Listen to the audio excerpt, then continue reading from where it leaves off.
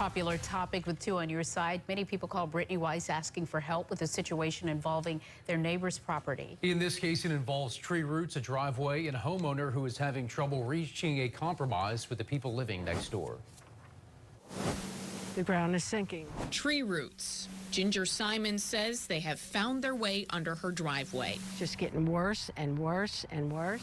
A broken mess of concrete. Yep, that's her driveway. When I pull out of my driveway, I feel like I'm on a jet airplane because I'm jiggling. Simon says the tree that once stood here did the damage. That tree, now a stump, is on her neighbor's property. But the roots have done their job. The sidewalk isn't any better, creating a hazard for people walking.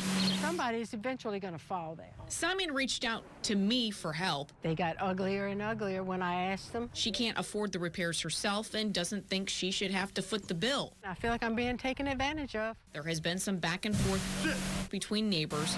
Come here. So far, It's steadily gotten worse. without an agreement. You got to be willing to meet us halfway, at least.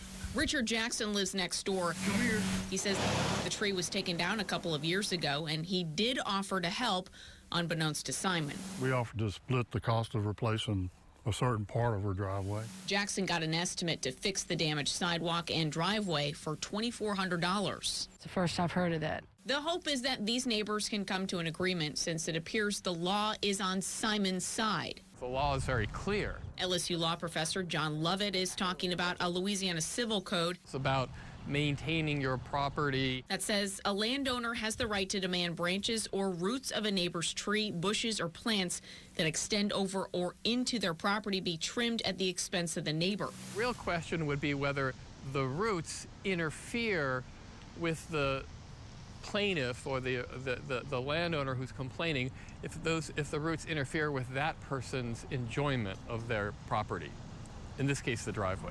Lovett says there are several options in this case: hire a lawyer or a mediator, but first start a conversation and try to reach an agreement. It's also really important to get along with your neighbors and to find ways to resolve conflicts that don't lead to litigation and don't lead to hard feelings. It's something that Simon would like to do, I just want my driveway fixed. so she doesn't have to rock and roll each time she uses her driveway.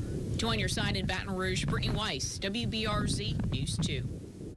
Lovett suggests having proper documentation to fix these issues with troublesome property in question. If your neighborhood has an HOA, you can always reach out to them for some guidance.